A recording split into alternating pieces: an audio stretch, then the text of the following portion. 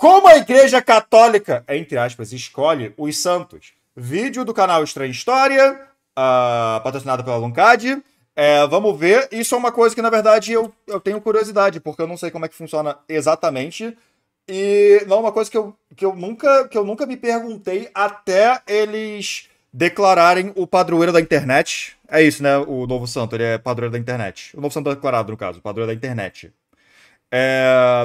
Eu me perguntei muito sobre essas coisas depois que aconteceu. Mas basicamente, como é que acontece o processo de É o santo gamer, claro. canonização, né? O de sempre. É tipo, exato. Contei semana passada, o novo santo foi canonizado, Carlos Acutis, exato. O de sempre que eu tenho que fazer com Estranha História. Eu vou fazer algumas piadinhas idiotas aqui e ali, blá blá blá, só que nada disso aqui é pra atacar a sua religião de maneira alguma. Eu tenho a minha própria fé e eu não quero insultar a fé de ninguém. É isso, vambora. Como é que alguém se torna santo para a Igreja Católica? O primeiro ponto é que no entendimento interno desse processo, a ideia não é que a pessoa vai virar santo, mas que a igreja... Acho que é uma boa forma do fim do Maurício e todas histórias na Twitch, não sei se valor certo, se não, me avisa, sou sub, BoJack Horseman, porque contamos histórias, canal, quadro em branco. Suave Preguiça, obrigado. Isso é um aviso importante pro YouTube também. A gente vai embora da Twitch e a gente vai dar um chute naquela outra plataforma de streaming, que é verde. É isso. A igreja vai reconhecer que a pessoa foi santa, né? Então, não é a igreja que torna a pessoa, mas reconhece, né? Então, essa que é a lógica interna do processo, porque... Eles não viram santos, no caso? Eles são canonizados como santos porque ele já era mais reconhecimento? Eu não sei, vamos começar a ver aqui. Quando eu for falar da história de como é que isso se desenvolveu também, mas já antecipando um pouco, o que acontece é... O primeiro santo do milênio, é por isso que eu achei curioso, de tipo, nenhum outro foi santificado. Que eu saiba, pelo menos. Nenhuma outra pessoa foi santificada nos últimos 20 anos. E aí eu não sei quando foi o último santo antes dele. Que se qualquer um falar que a pessoa é santa e comece a estabelecer cultos públicos para essa pessoa, juntar multidões em volta dessa pessoa, e essa pessoa está fora da validação da confirmação institucional da Igreja Católica, que ela não valida as doutrinas do que a pessoa falou. Tem processo de investigação, demora e vai explicar? Justo. Ele vai falar também, tipo, para eu entender exatamente o rolê do novo santo, que ele realmente seria uma espécie de padroeiro da internet, né? O que eu tinha lido sobre é que ele, muitos anos atrás, ele utilizava das redes para trazer a palavra de Cristo. Então ele evangelizava, a palavra certa de se dizer no contexto católico, né? Eu imagino. Mas ele evangelizava as pessoas através da internet. E eu não sei se ele foi pioneiro quanto a isso, ou não sei se ele fez de uma maneira, tipo... Não de uma maneira mais santa, mas eu não sei o que exatamente ele fez em particular para ele se tornar santo devido a isso. Ele tinha um blog para falar da fé dele, ele ficou popular? Entendi. Ok. Não valida o modo de vida, etc. A igreja perde o controle, entende? Do sagrado, basicamente. Então, existe esse processo principalmente por causa disso, né? Tipo assim, pode ser que existam vários santos anônimos, inclusive há declarações oficiais, né, de papas falando assim que é muito maior a quantidade de santos que nós não conhecemos os nomes do que dos que foram reconhecidos, mas para evitar problemas doutrinários, organizados. Que benção será que ele faz? Eu não sei se... Provavelmente foi de brincadeira, mas eu já vi o Eric dar uma rápida rezada pro santo da internet, pra internet dele não cair no meio de uma live. Então, tipo... Organizacionais, internos ali, é bom que essas pessoas passem por um processo pra gente poder bater o carimbo, por assim dizer, né? Que elas de fato... Se eu jogar de caiquice que ele me abençoa, boa pergunta. Foram santas mesmo, para as pessoas não se enganarem.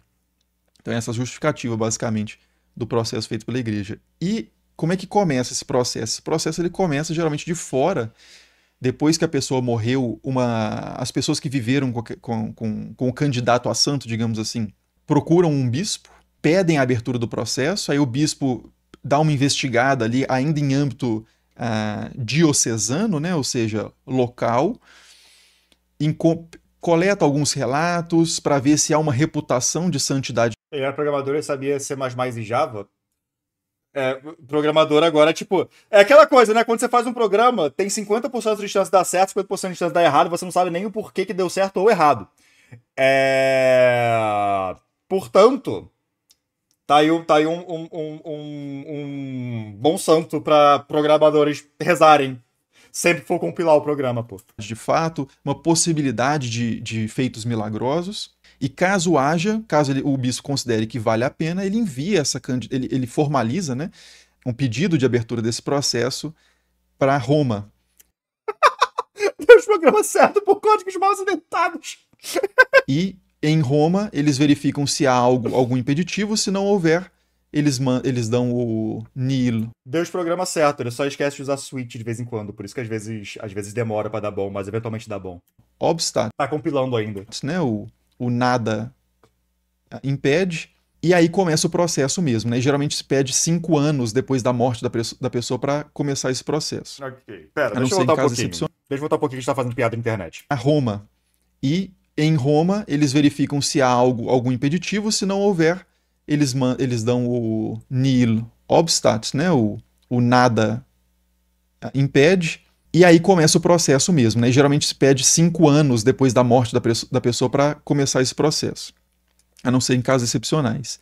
E aí o bispo forma, então, uma equipe para colher depoimentos, produzir uma espécie de dossiê com elementos biográficos da pessoa, com, às vezes, alguma evidência material de algum milagre que ele possa ter feito, ou coisa do tipo.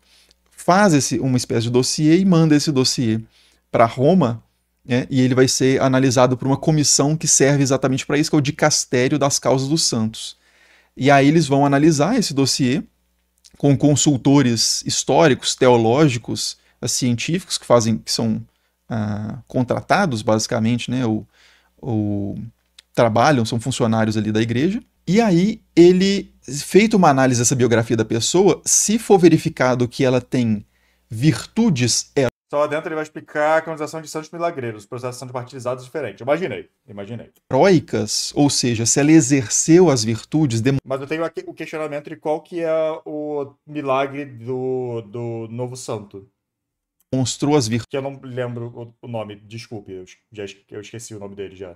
Virtudes num grau mais elevado, excepcional, e as virtudes são as 3 virtudes teologais, né? Fé, esperança e caridade, ou amor, e as 4... Quer que mande um vídeo específico dele? Pode ser depois, eu tenho interesse nesse assunto, porque eu achei interessante que eu ouvi. Só que veio os 2 questionamentos, tipo, qual foi a questão deste santo e como que se torna um santo nos dias de hoje? Foi essas 2 questões que vieram na minha cabeça. Então, sure, manda depois. 4 virtudes cardinais. Tudo bem, você não tá na fandom católica. Eu não sou católico, não. Ou cardeais, que são fortaleza, temperança, justiça e prudência. Então, feita a análise ali a partir da vida dele, se ele parece uma pessoa heroicamente... Quer dizer, meio que era porque eu estudei em colégio católico quando eu era pequeno, mas depois eu me afastei desta religião e me encontrei em religiões depois. É isso. Mas beleza. Virtuosa, ele é elevado ao grau de venerável. Então ele não é mais apenas um servo de Deus, que é o nível inicial aí desse processo, ele passa a ser considerado venerável. E aí de venerável, para que ele se torne um beato, que é antes do santo, é preciso confirmar um milagre dele. No caso do Carlo Acutis, foi aquele milagre com o menino brasileiro em Campo Grande. É o quê? E aí, verificado esse milagre, que é avaliado por uma comissão... Geralmente são milagres de cura, médicos, né? Poderia ser alguma coisa mais... Porque quando se fala em milagres, né? Você poderia, sei lá, cair um raio, alguma coisa mais espetacular assim, mas geralmente os casos são de cura, até porque pela possibilidade de validação disso. Bom, a gente poderia até argumentar se há realmente uma possibilidade de validação, mas dentro da lógica interna da igreja eles consideram que há uma possibilidade, que é se uma junta médica disser que não há explicação científica para aquilo. Pilou com ping alto? Saquei. E uma comissão de teólogos disser que o milagre aconteceu muito próximo ou com um envolvimento causal significativo de uma prática devocional ali ligado àquela pessoa falecida, né, o possível santo, então eles aprovam aquilo como um milagre. É claro que a gente poderia fazer uma crítica dizendo que não é porque a gente desconhece a causa da melhora que isso signifique uma intervenção sobrenatural. Mas aí a gente tá olhando do ponto de vista mais tipo... cínico e cético e mais, tipo, olhando para os fatos imediatamente, enquanto não é bem o papel da Igreja Católica, né? Então, tudo bem. Eu não sei qual que é a história ainda, eu vou depois ver aquele outro vídeo e descobrir, mas tudo bem. A ciência também avança, né? Pode ser que aquilo que não é explicado hoje seja explicado mais para frente. Ou que outra junta médica talvez explicasse, mas a junta médica que foi chamada não explicou. Mas enfim. E feito então esse reconhecimento do milagre, ele é elevado a beato, e a partir daí, quando a pessoa já é reconhecida como beato, ela pode ser, a igreja já permite, né, a cultos públicos de veneração àquela pessoa, locais. Então ainda não é permitido um culto universal, né, por todas as igrejas do mundo daquela pessoa. Para isso, a pessoa tem que ser efetivamente considerada santa. E aí, para validar essa santidade, precisa de um milagre depois que já foi reconhecido o seu grau de beato. Aí, se acontecer um segundo milagre, se for confirmado um segundo milagre a partir desses instrumentos do processo, aí a pessoa é levada ou reconhecida, né, agora como santo. No fim das contas, a ideia ela sempre foi o que o processo vai identificar lá no final. Não houve um progresso da pessoa durante o processo.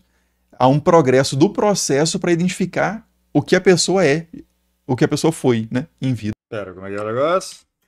Não houve um progresso da pessoa durante o processo. Tá. Há um progresso do processo para identificar o que a pessoa é, o que a pessoa foi, né?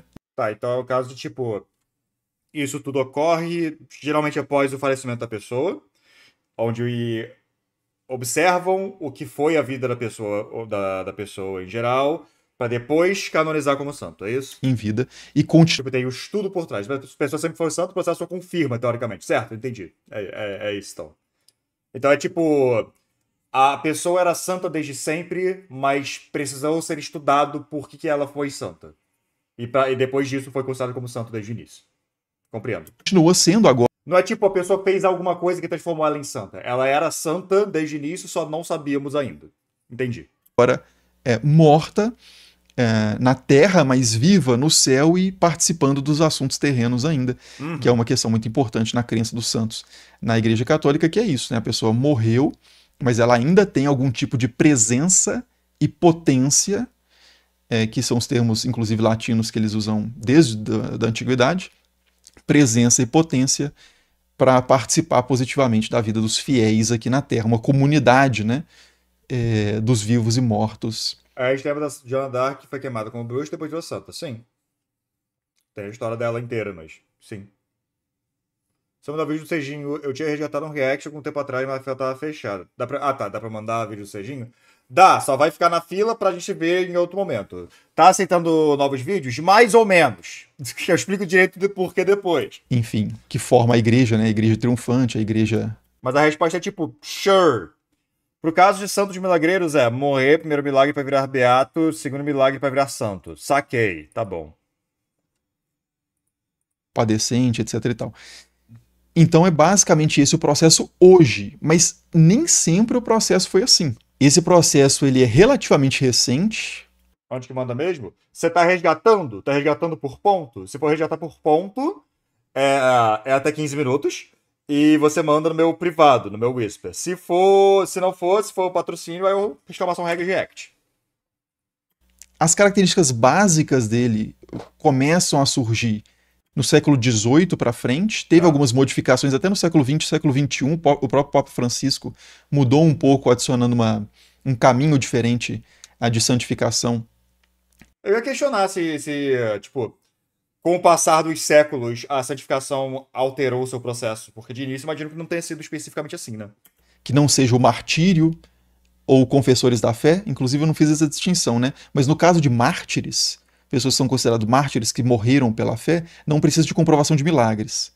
Mas no caso dos chamados confessores da fé, aqueles que manifestaram a fé, mas não morreram por isso, aí ele pede-se essas comprovações de milagres, né? E o Francisco adicionou uma terceira categoria, que é o de a entrega da vida, oferta da vida, que é quando a pessoa se coloca numa situação e acaba morrendo naquela situação, mas não é exatamente um martírio. Por exemplo, alguém que foi acudir uma pessoa com uma doença muito contagiosa, se colocando conscientemente nesse perigo, e ela foi contaminada e morreu. Então não é exatamente um martírio, mas... Porque você não foi, tipo, com a certeza que ia ser a sua morte, que você iria morrer pela sua fé, mas você ainda assim, tipo, se colocou a vida do outro acima da sua. Independente se você sairia com vida ou não. Entendi. Mas é o que essa nova categoria contempla, que é a ideia de oferta de vida, né? Nos primeiros séculos, antes de Roma colocar o cristianismo como religião do Estado, santos mártires eram mais frequentes, mas depois que isso aconteceu, santos milagreiros foram mais comuns, porque muito mais raramente pessoas morriam por serem cristãs. Válido. Mas enfim, basicamente o processo é esse, né? Primeiro, a comunidade externa pede a abertura do processo, se é acolhido, a pessoa já é chamada de servo de Deus, se há a comprovação de virtudes heróicas, passa a ser venerável, se há a comprovação de um milagre depois de morto, né? Beato, se há a comprovação de um outro milagre depois de beato, santo.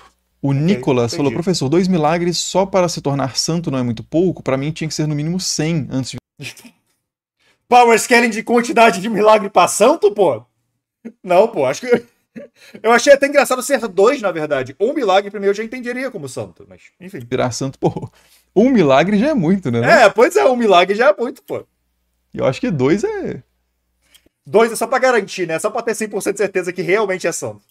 É pra garantir, né? Mas assim, 1 milagre... Até porque... O Nicolas falando, pô, o cara gastou um só. Pô, só um? Um único milagre? Porra! A ideia do milagre também, ele não é uma coisa em si, né? Não é só tipo assim, o cara fez uma coisa extraordinária e todo mundo ficou nu. Não, o milagre, ele tem uma função... Tem essa passagem na Bíblia, tá? Essa é a passagem na Bíblia explicando o milagre, Até porque... A ideia do milagre também, ele não é uma coisa em si, né? Não é só tipo assim, o cara fez uma coisa extraordinária e todo mundo ficou nu. É isso, tá? A Bíblia explica milagre exatamente assim. Não, o milagre, ele tem uma função teológica e pedagógica que é: o cara fez uma coisa tão impressionante, então vamos prestar atenção nele. Vamos prestar atenção em como ele viveu, o que ele disse. Uhum. O milagre, ele funciona como um sinal que valida, né, que dá legitimidade a uma pessoa. Ou uma doutrina que a pessoa comunica, né? Ou uma forma de vida com a qual essa pessoa vive. Fazendo outro paralelo. Porque, tipo, o importante não é o milagre, é a santificidade da pessoa. O que importa é mais a pessoa ser um santo do que o milagre que ela causou. Claro que o milagre que ela realizou, no caso, é extremamente importante, mas a lógica é que esse milagre só ocorreu pois a pessoa é um santo. É isso. Tranquilo, manda os reacts por pontos aí, quem quiser. Santidade, obrigado. Paralelo com o mundo antigo, não cristão. Quando começa o culto dos santos vai se desenvolvendo, começa a surgir um gênero de textos que são chamadas agiografias. Agiografias, né? Esse agio vem de santo em grego, que são biografias de santo, basicamente. Então, que conta a vida excepcional que essa pessoa teve, os eventos extraordinários, a doutrina perfeita que ela transmitiu. E sempre nessas geografias, os milagres feitos pelos santos ali confirmam o que ele diz. Então ele chega em algum lugar, ele é desafiado, alguém não acredita nele, ele cura.